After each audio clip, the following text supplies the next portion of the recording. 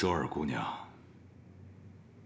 眼前的这一切，应该是你最不愿意看到的吧？也是我最不想看到的。想与不想，事情都发生了。张大人，事情还没有到最坏的地步，您现在停下还来得及。开弓没有回头箭，往后会是什么样，就听天由命吧。您能让箭回头的？我不能。箭一旦回头，射死的就是我和我的家人，我们凭什么去死？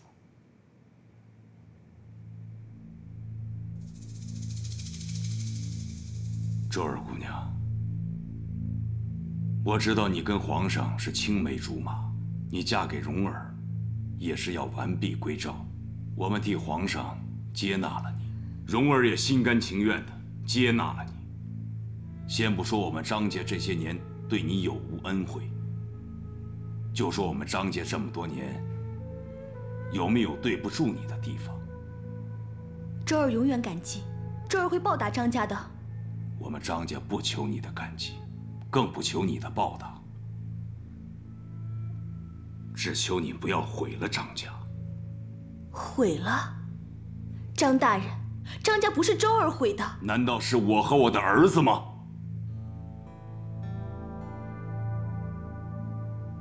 就算是我们自毁家门，那也是你在后面推波助澜。推波助澜？张大人，您说的周儿听不明白。荣儿并没有毒死皇上之意，她让王德下毒，然后在用膳前去救皇上，嫁祸给范仲淹，铲除掉皇上周围所有的绊脚石。我也不相信荣儿真的要害死皇上。那你为何要告诉皇上？事出紧急，我迫不得已，我只能是先进宫告诉皇上，再来张家找荣儿，却没想到被关在了这儿。本来没有的罪名，现在在皇上那里成了铁定的事实，逼得我张德林不得不起兵。我的回头路已经被你给堵死了。周二姑娘，今天我来找你，是想告诉你，后天是我攻入皇宫的最后期限，发生什么事情，谁都不知道。到那时候，皇上敢拿我的骨肉做挡箭牌，那我张德林也就对不住你周儿了。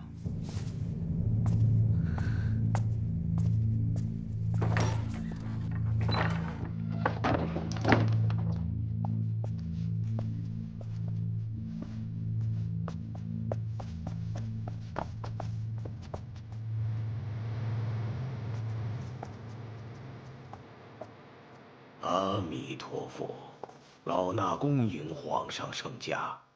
谢方丈。平身。包施主，一切都安排好了，请随我来。多谢方丈。皇上请。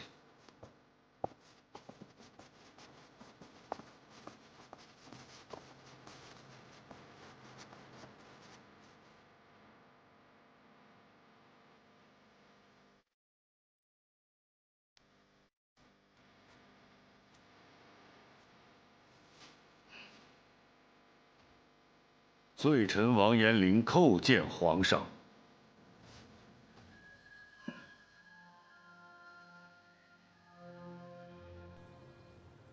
平身。谢皇上。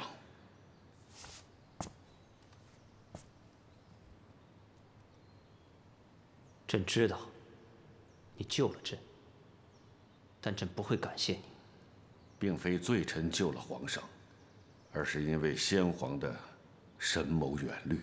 你虽是戴罪之身，但朕敬你是两朝元老，劳苦功高，不必以罪臣自称。称谓而已，只要皇上平安就好。你希望朕平安，为何还要背叛朕？先皇把大半个江山托付给你和张德林，你们全都背叛了朕，背叛了大宋。老夫从来就没有背叛过皇上，更没有辜负过先皇。所犯之罪，也是为先皇守了江山。事到如今，为何还要诡辩？皇上您不爱听，但老夫还是要奉劝一句：江山早晚会被范仲淹的改革拖垮。看不透这一点，老夫只好借着张元之手，一石二鸟，既削弱了张德林的兵权，又扼杀了改革，否则国政必乱。而今日兵临城下的惨剧，永远是皇上的隐患。老夫从未贪权，只是想帮皇上攥稳了才放心。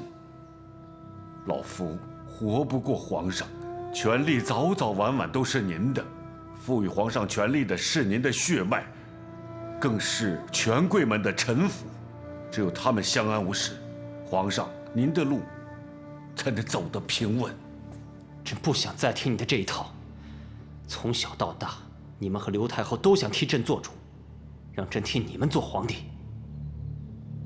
那大宋江山，要朕有何用？皇上长大了，是时候还给皇上了。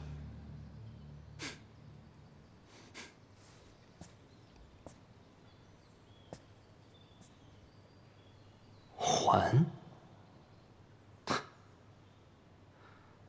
怎么还？老夫已经不是宰相了，百官迟早还是您的百官。老夫的兵不多，但也能解一解燃眉之急。您要想尽办法把这封信送出城去。各路诸侯收到以后，一定会派乡兵前来评判。朕的手艺，竟比不上你区区一封书信。皇上，接到信的人以后，就是您的心腹了。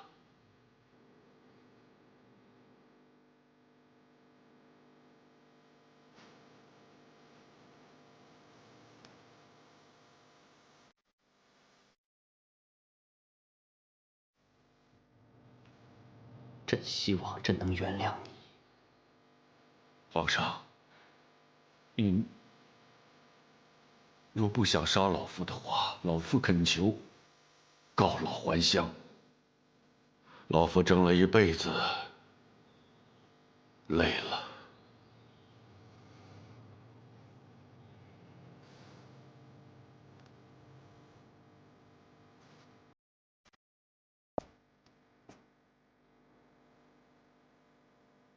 朕答应你。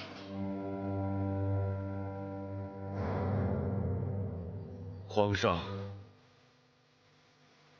请受老夫一拜。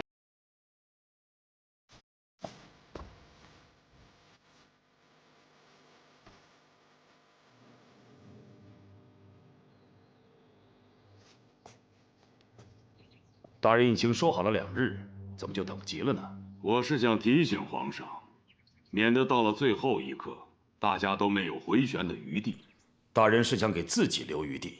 哼哼，本帅早已经没有余地了，可皇上有。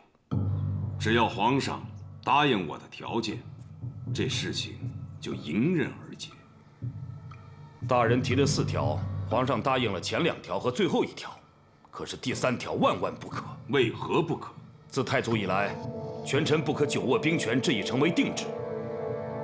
张大人既然想化干戈为玉帛，为什么非要攥着兵权不放呢？没了兵权，其他3条全是空谈。您提的4条，皇上能答应3条，这已经是皇恩浩荡了。皇恩已经救不了现在的局面，可您的千军万马也救不了您的子女。既然是这样，那我们也不必要再谈下去。范大人，请你回去转告皇上，劝他3思，因为只剩下1天了。范某也劝您一句，要三思。告辞了。不送。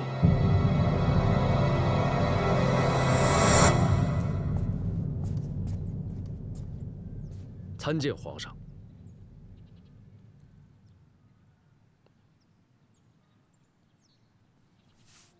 这是王延龄给朕的书信，只要把他送出城去，便有乡兵来救驾。朕把他交给你了。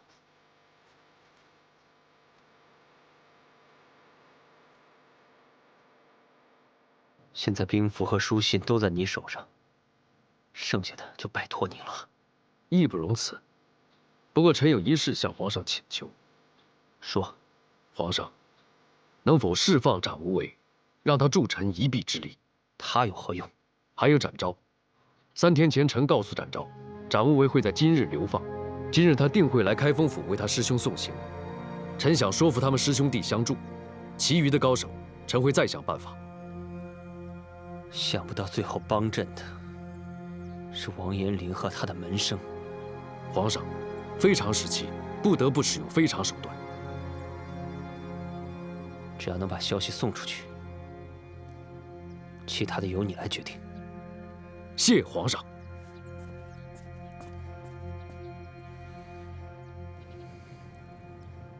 包大人，你们做捕快多年，对开封城轻车熟路。我要你们召集开封城内所有的侠士好汉。包大人，这些侠士好汉哪有常年待在城里的？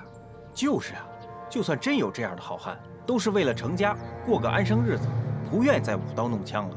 除非把这些年关在牢里的好汉都放了。包大人，现在都火烧眉毛，您就别一根筋了，啊不，您就别一板一眼了。关在牢里的不一定都是坏人，像卢芳这样的英雄好汉那是大有人在。是啊，你们以前干的坏事都不问我，现在来问我干嘛？啊？张龙、赵虎，在。随我去开封府。包大人，去开封府干嘛？展昭今天为他师兄送行，我要将他2人请来帮忙。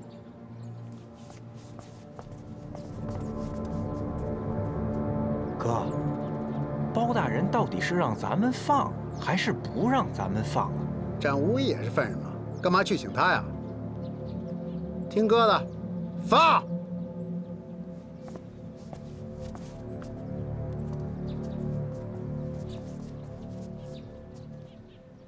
诸位义士，在下包拯。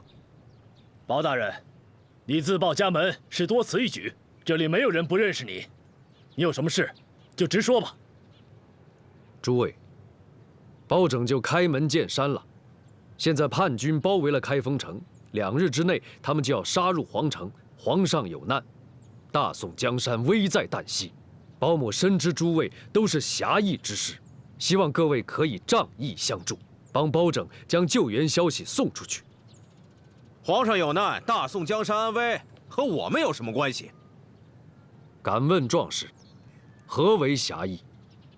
路见不平，拔刀相助，救危扶困，不为名利。那惩恶扬善，匡扶正义，算不算侠义？道不同，不与为谋。我们行走在江湖，不会与官府同流合污的。包拯虽然与各位义士道不相同，但我们胸中有同样的豪气。包拯曾经认为，天下本不该有江湖，正义不该由你们来伸张，公道不该由你们来主持。但这些年在朝堂上碰得头破血流后，让包拯明白，凭包拯和朝堂上的几个有志之士，战胜不了天下邪恶，铲除不尽天下不公。天下是天下人的天下，正义应该靠全天下正义的人来匡扶。包拯为当年的幼稚，在这里给各位义士赔罪了。各位义士，张德林起兵谋反，有难的是皇上。可一旦天下大乱，遭殃的是百姓。路见不平，拔刀相助。这把刀在你们手上是侠义，在包拯的手上是律法。包拯恳请诸位为天下百姓，与我一起拿起手中之刀。说的有道理，哪个敢逆天而行，我们就替天行道。包大人是个好官，造一个，造我一个。一旦杀出空隙，送信的任务就交给你了。张大侠，如何突破城门？不用走城门，我见识过我师弟的云步梯，能勉强翻过城墙。我们之中恐怕没人能胜过你的轻功。包大人，卢芳他们4个已经探查过了，东西南北4个门全部都是铜墙铁壁，连只鸟都飞不出去。对，尤其是南门，由张子雍亲自把守，一水的羽林卫，人数虽少，但战斗力最强，就攻南门。战大侠，羽林卫的厉害我们都领教过了，单兵作战不足畏惧，但真来100个羽林卫，我们还真难对付。人数上我们是劣势，以少攻少，是弥补这一劣势的唯一办法。我同意展大侠的说法。况且羽林卫之所以所向披靡，全靠配合，只要扰乱他们的配合，也就不足为惧了。还有一个问题，羽林卫是一个整体，可是我们从来都是各自为战，就怕打起来像一盘散沙呀。我们如何发号施令，才能将大家统一起来？以鼓为令。谁来击鼓？这里只有包某不会功夫，击鼓就交给我来吧。少爷，少爷，怎么了？展昭来了。来了多少人？就他自己一个人。走，去看看。是。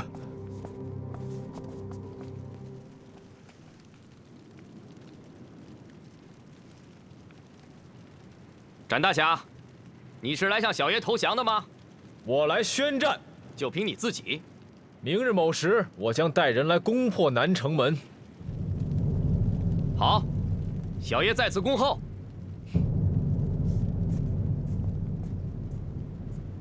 少爷，就这么放他走了？两军交战，不斩来使，他是来宣战的。那咱们怎么不放？把全部兵力调到其他3个城门，把小爷的羽林卫给我留下。明天我亲手杀了他。少爷，这样会不会太冒险了？听我的，赶紧去。是。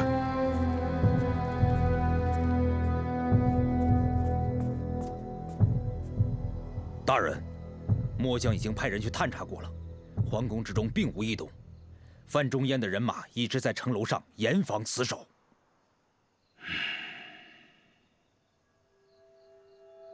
副将军，末将在。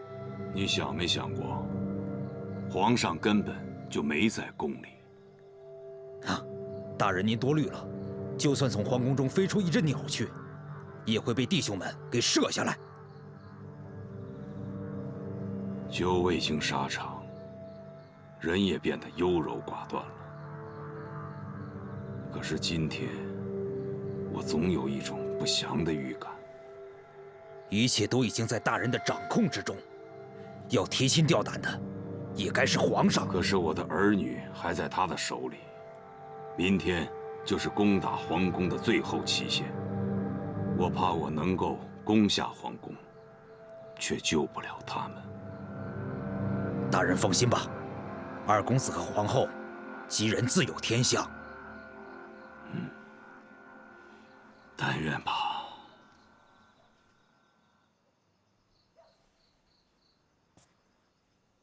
权力这个东西太奇怪了，当你想得到它的时候，它一定要从你手里夺回点什么来。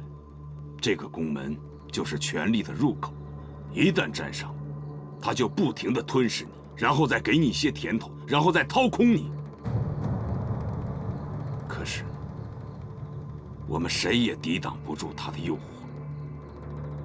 大人是要成为这宫门里的主人？不，这天下还是他们赵家的。我只是想让我们张家以后再无后顾之忧。只要大人一声令下，末将万死不辞。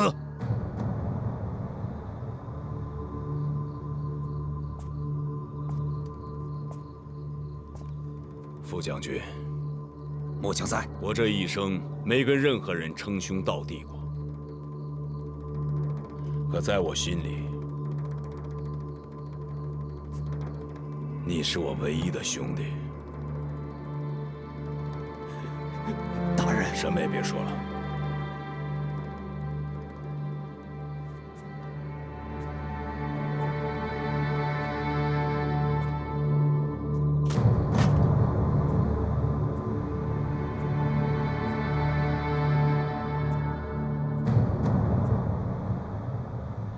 英雄生在那天地间呐，不怕朝廷，不怕官呐。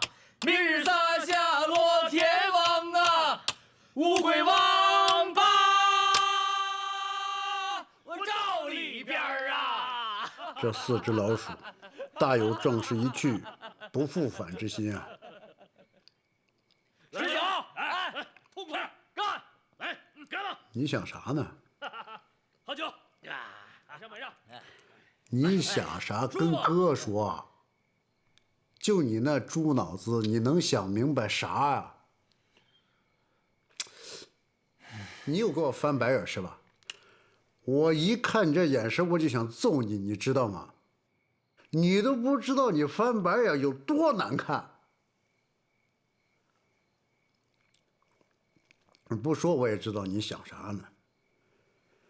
明天是一场恶战，没准会丢了性命。你在想值不值？值不值？我也没想明白。你说前些年咱们跟着尹大人做捕快，那是吃香的喝辣的，人前人后那叫一个风光，可心里就那么憋屈的慌，堵得慌。自从跟了包黑子，要吃的没吃的，要喝的没喝的，怎么就那么心甘情愿为他当差呢？跟着尹大人，咱们是狗仗人势，做了人不该做的事情；跟着包黑子，咱们是人仗人势，做了人该做的事情。有道理，兄弟，咱们做回人了，明天即使丢了性命，也他娘的值！大哥，你说咱哥们儿这么为朝廷送命，值吗？为朝廷，那当然不值。但是为了包拯，值了。他是难得一见的清官，难得一见的好官。这次朝廷是沾了他的光。来吧，老规矩，4颗红豆，1颗黑豆，抓到红豆就能活命，抓到黑豆就听天由命吧。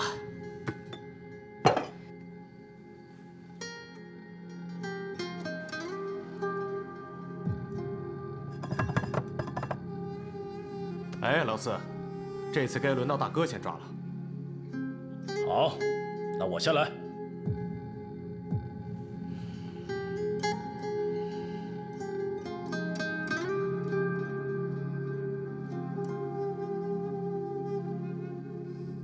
红豆，红豆，红豆。老四，甭抓了，肯定是红豆。大哥，我不想死。哎，老四，别多想，咱们兄弟几个，谁都不会死，啊！明日一战关乎生死，展大侠该去养足精神。既然是生死之战，包大人怕吗？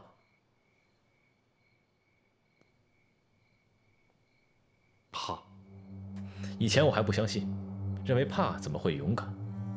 但是现在我相信了，唯有此刻的你，才是真正的勇者无惧。包拯是开封府府尹，是开封城百姓的父母官。我请诸位侠士前来相助，自己又怎能居于人后？包大人如果会武功的话，一定是位好侠士。做侠士，未必要会功夫。展大侠以手中之剑平天下不平之事，包拯则求以国之律法正天下不正之风。说到底，我们都是为了天下的百姓。詹某以前不认同，现在必须承认。如果没有包大人所坚持的规矩立法，今日的局面可能会重蹈覆辙。若没有你们这般侠义，也就没人能挺身而出解救今日之危难。包大人，受詹某一拜，也请受包拯一拜。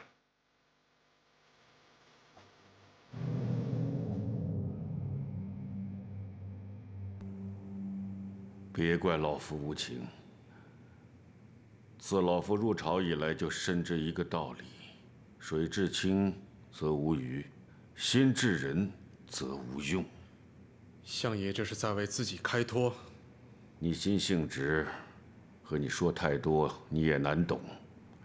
老夫当年收你当门生，就是看中了你的身手好，从来什么都不问。你现在问老夫，老夫也很难回答你。明日之战，你若能活下来，还是去做一个侠士吧。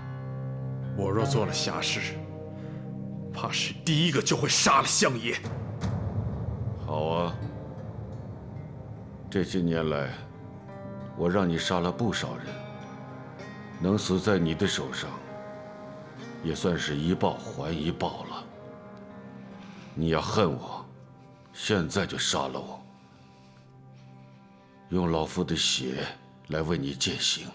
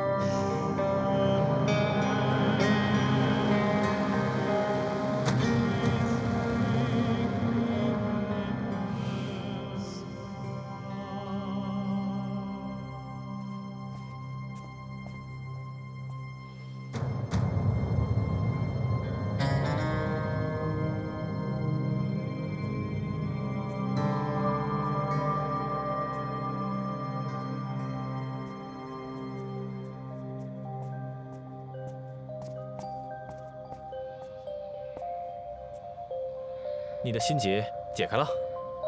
今日在大相国寺的人都是好汉。想不到那么多英雄好汉都愿意为包拯出生入死，包括你我。因为我们做的都是对的，他只是碰巧赶上了而已。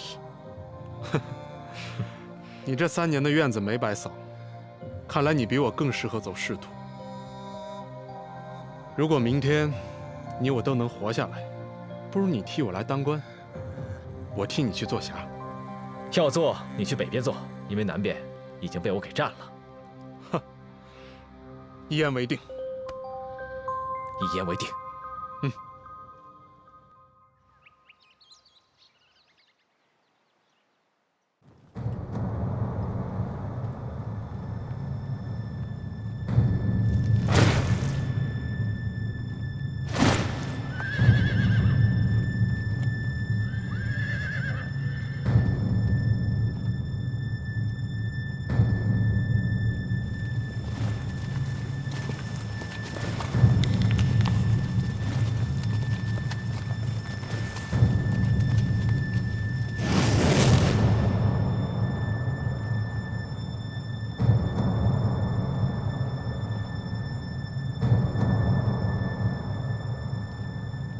少爷，他们来了。大哥，这阵势可够吓人的。不要离开我身边。这肯定是一场恶战，老天保佑我们都活着。照顾好自己。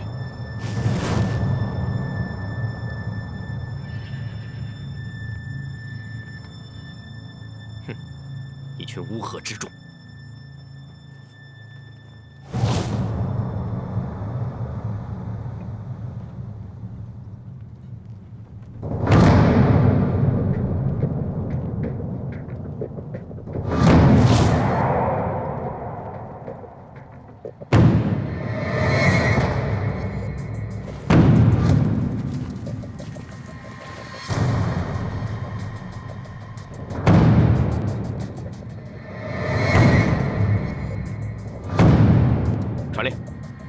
铁骑冲锋！铁骑冲锋！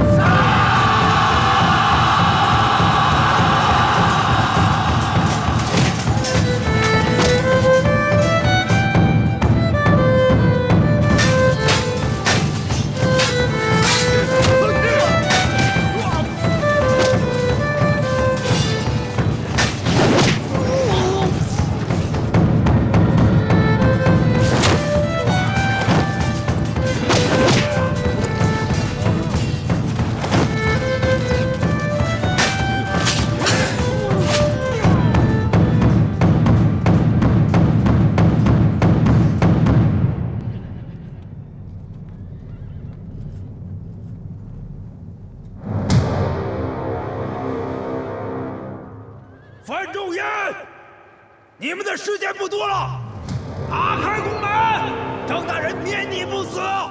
报，将军，宫门已加固，将士们士气如何？士气高涨，誓除反贼，绝不贪生。好，像是战鼓。这鼓声是从哪儿传来的？大人，鼓声好像是从南门方向传来的。南门方向。如果我没猜错的话，应该是包拯在往城外送信。大人，我们终于有希望了。郑德林一旦得知这个消息，必定马上攻城。传令下去，众将士按部署就位，随时准备应战。遵命。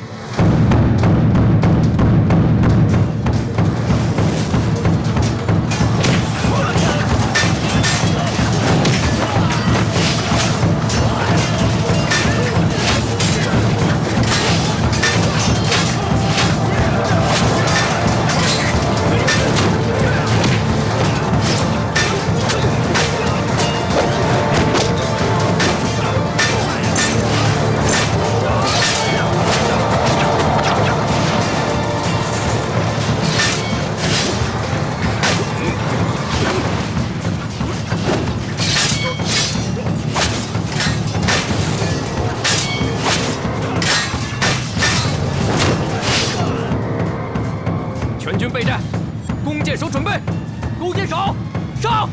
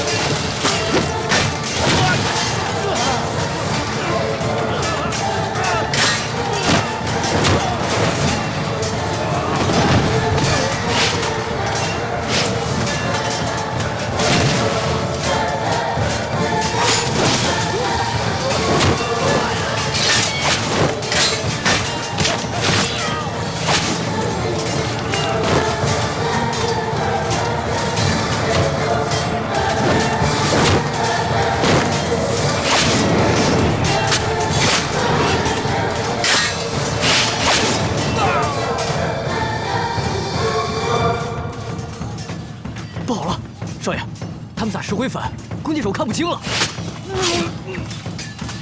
赶紧走！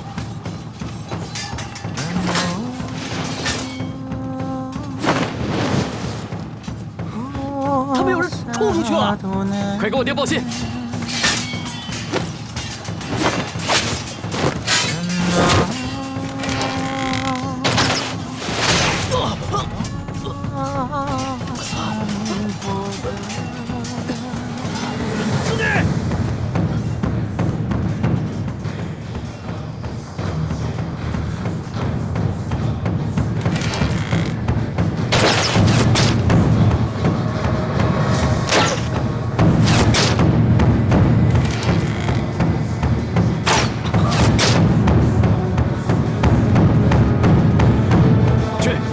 神臂弓拿来，上！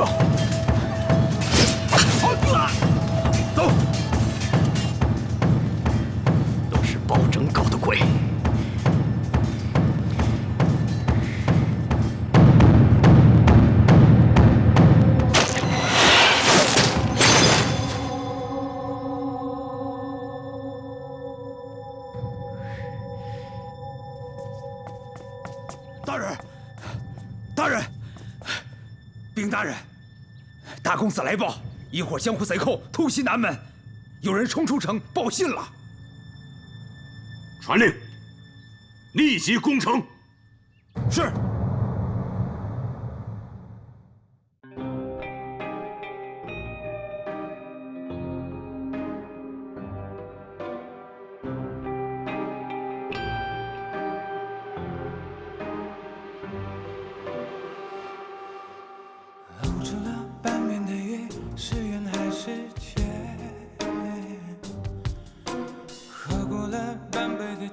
是空还是满？初心总是比结果看上去热情大方，真相从来就简单。演过了一般的戏，是真还是梦？唱出了一般的歌，是悲还是欢？未来总是比过去看上去更美丽灿烂。人生本就是梦宽，不要说江湖爱恨两难，那不要说世道善恶难断。大江东去，只留下了风流人物，千古流传。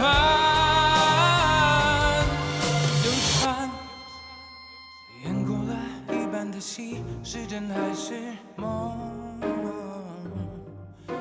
唱出了一般的歌，是悲还是欢？未来总是比过去看上去更美丽灿烂。人生本就是梦宽，不要说江